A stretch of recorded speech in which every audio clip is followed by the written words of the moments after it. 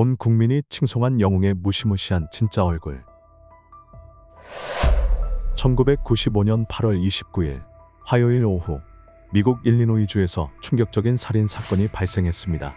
도나 윙거가 자신의 집에서 잔인하게 살해된 채 발견되었습니다. 사건 현장에 도착한 경찰은 피가 사방에 튄 끔찍한 모습을 보았으며 바닥에는 심각한 부상을 입은 여성이 있었고 바로 옆에는 총상을 입고 이미 숨을 거둔 용의자가 발견되었습니다.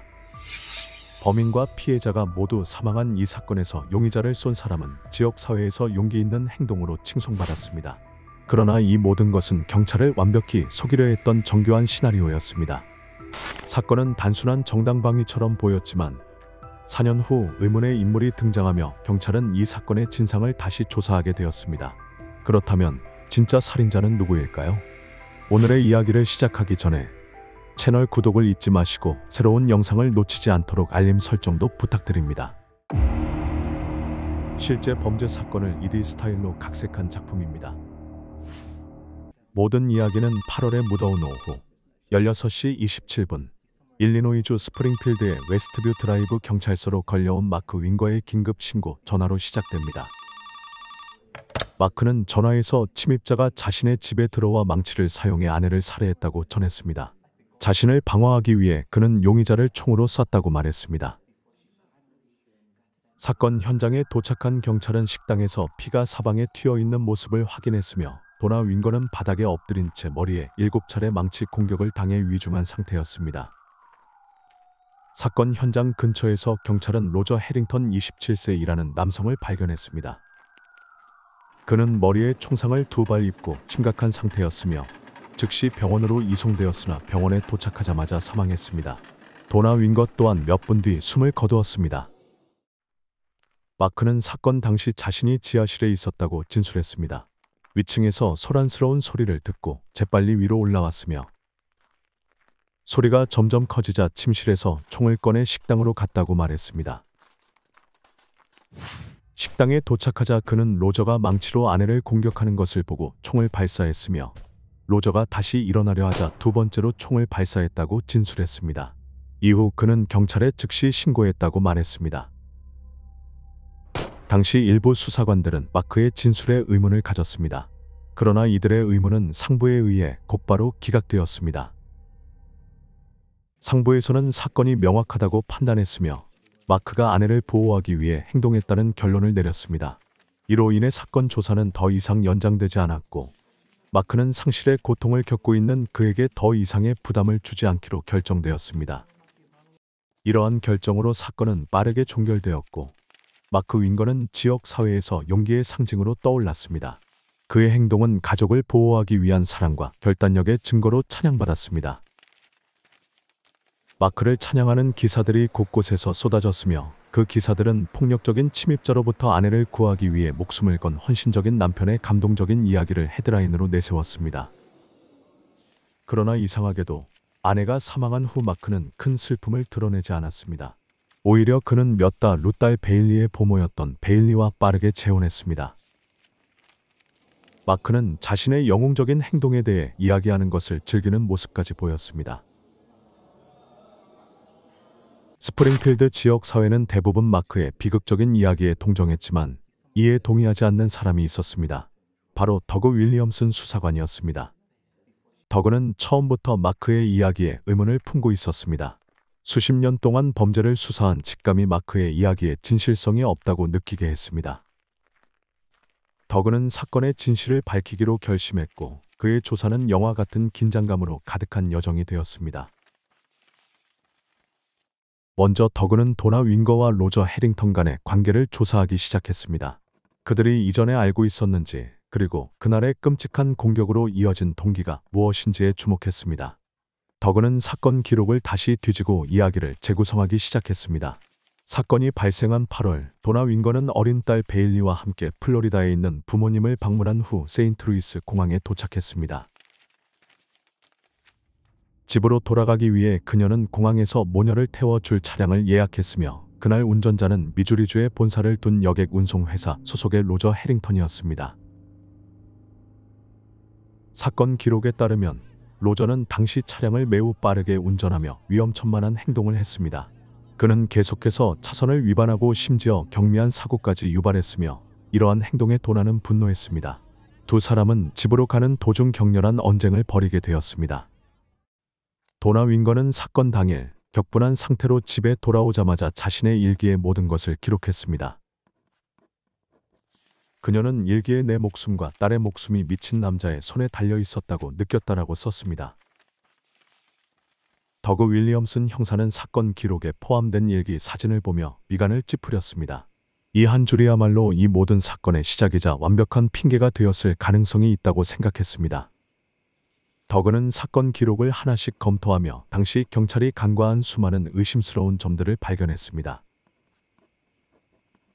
그중 하나는 마크 윙거가 사건 당일 경찰에 신고한 전화통화 녹음 파일이었습니다. 더그는 그 녹음을 주의 깊게 들으며 이상한 점을 포착했습니다. 녹음에는 마크가 전화로 사건을 보고하던 중 누군가의 신음소리가 들렸습니다. 당시 마크는 딸이 울고 있다고 말하며 통화를 급히 끊었습니다.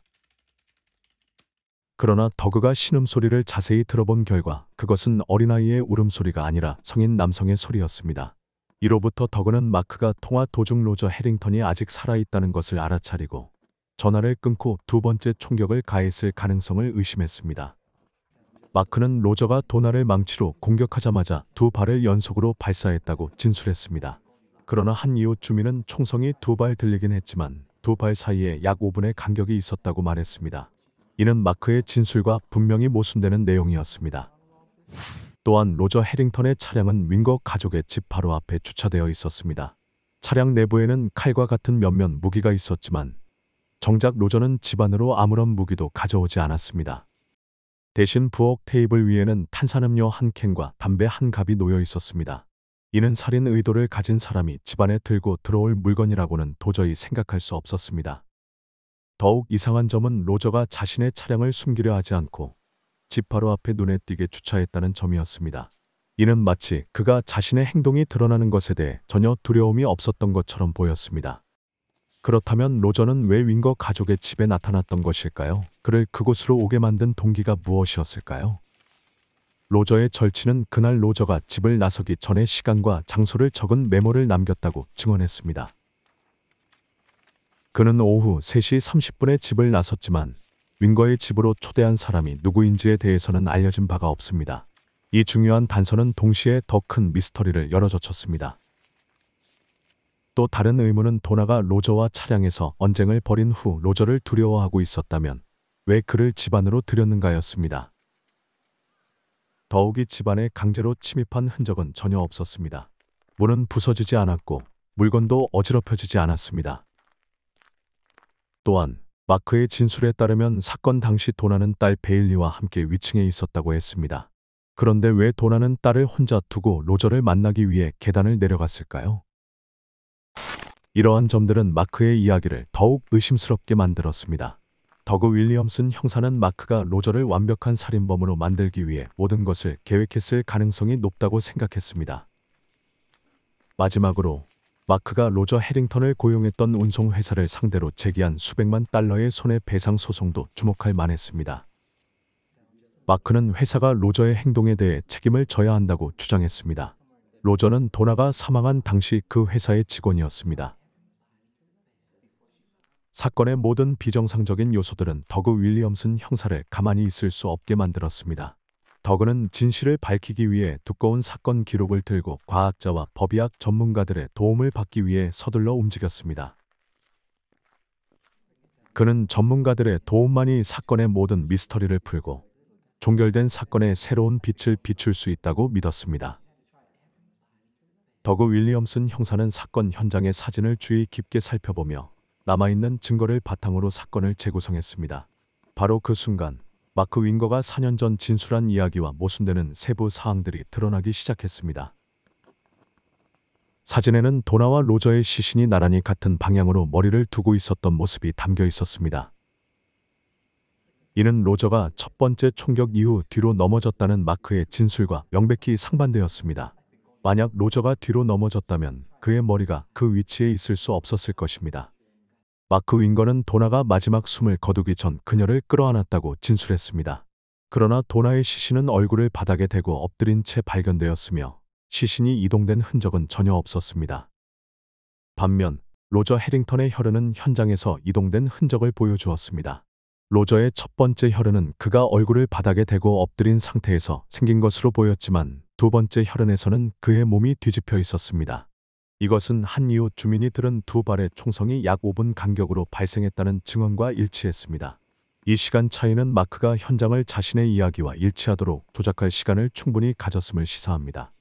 마크는 로저가 무릎을 꿇고 도나를 공격하던 중 총을 맞았다고 진술했습니다. 그러나 로저의 시신은 도나로부터 몇 미터 떨어진 곳에서 발견되었습니다.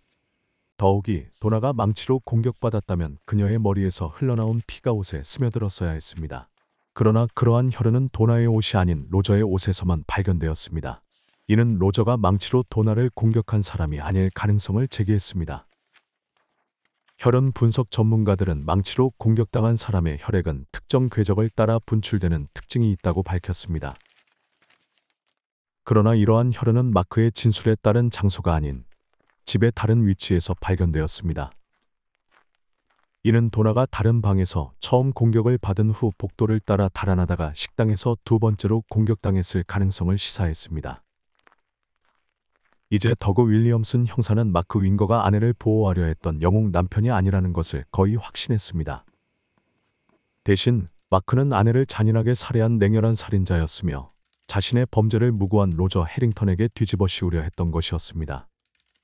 그러나 더그는 여전히 마크가 도나를 그렇게 잔인하게 살해한 진짜 동기를 밝혀내지 못했습니다. 그러던 중 예상치 못한 인물이 경찰서를 찾아와 충격적인 진실을 폭로했습니다. 도나 윙거의 절친인 디앤 슐트는 괴로움과 후회의 표정으로 경찰을 찾아왔습니다. 그녀는 지난 4년간 숨겨왔던 충격적인 진실을 폭로하기로 결심한 디앤 슐트였습니다. 디앤은 자신과 도나의 남편 마크 윙거가 불륜 관계였음을 인정했습니다. 그들의 관계는 도나가 사망하기 약 한 달 전부터 시작되었으며 도나가 사망한 이후에도 몇 달간 이어졌다고 그녀는 털어놓았습니다. 디앤은 마크가 도나를 사랑하지 않았으며 결혼 생활에 지쳐 도나를 제거하려 했다고 폭로했습니다. 도나가 사망하기 전 마크는 디앤과 새로운 삶을 시작하기 위한 모든 준비를 마쳤습니다. 마크는 디앤에게 도나가 죽으면 모든 일이 훨씬 쉬워질 것이다라고 말하기도 했습니다.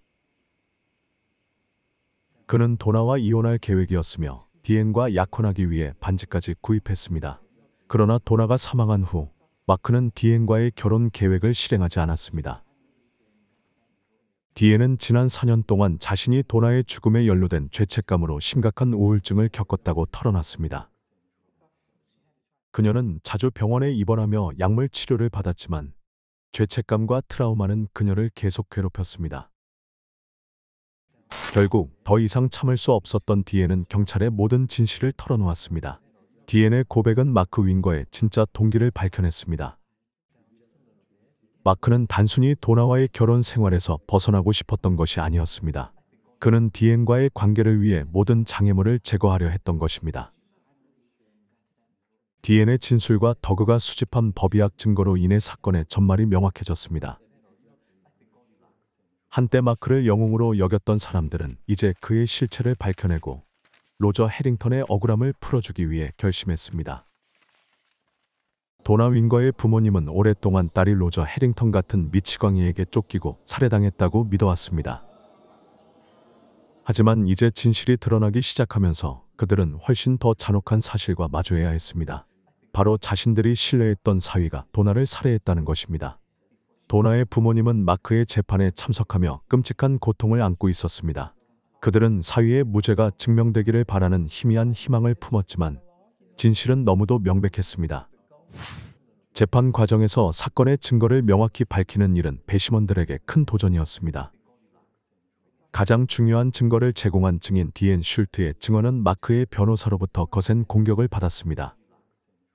디앤은 마크와 부적절한 관계를 맺었고 그가 아내를 살해하려는 이야기를 했다고 증언했습니다. 그러나 그녀는 과거 4차례 자살을 시도했으며 전기 충격 요법 치료까지 받은 적이 있었습니다. 마크의 변호사는 디앤의 정신 상태가 불안정하며 그녀의 이야기가 신뢰할 수 없는 허구일 가능성이 있다고 주장했습니다. 그러나 법의학적 증거와 현장 조사 결과는 마크의 이야기가 거짓임을 명백히 보여주었습니다. 탄피의 위치, 혈흔의 패턴, 그리고 목격자의 증언 등 모든 것이 마크의 진술과 모순되었습니다. 모든 증거는 로저 해링턴이 마크에 의해 함정에 빠져 살인범으로 몰렸다는 사실을 가리켰습니다. 검찰은 마크 윙거가 단순히 도나와의 결혼을 끝내고 싶었던 것이 아니라 20만 달러에 달하는 생명보험금을 차지하려 했다고 주장했습니다. 마크는 이혼이 자신의 명성에 해를 끼칠 것을 우려해 아내를 살해하고 사건을 위장하는 쪽을 택했습니다. 검찰은 사건 당일 아침 마크가 자신의 사무실에서 로저에게 전화를 걸어 도나와의 문제를 논의하겠다며 집으로 초대했다고 밝혔습니다. 로저는 아무 의심 없이 마크의 초대에 응했고 오후 3시 30분에 집을 떠나 윙거의 집으로 향했습니다. 하지만 그는 자신이 죽음의 덫에 빠지고 있다는 사실을 전혀 알지 못했습니다. 로저가 집에 도착하자마자 마크는 그를 총으로 쏴 죽였습니다. 총소리에 놀란 도나는 딸과 함께 있던 침실에서 나와 상황을 확인하려 했습니다. 이 틈을 타 마크는 망치를 사용해 도나를 식당에서 잔인하게 공격했습니다. 도나와 로저가 모두 숨진 것을 확인한 마크는 경찰에 전화를 걸어 침입과 정당방위를 주장하는 이야기를 꾸며냈습니다. 배심원단은 13시간의 심의를 거쳐 마크 윙거에게 1급 살인 혐의 유죄 판결을 내렸습니다. 그는 가석방 없는 종신형을 선고받았습니다. 이번 판결은 마크 윙거를 감옥에 보냈을 뿐만 아니라 로저 해링턴의 결백도 입증했습니다. 4년 동안 고통과 낙인을 감내해 온 로저의 가족은 마침내 아들의 억울함이 풀리는 위로를 받을 수 있었습니다.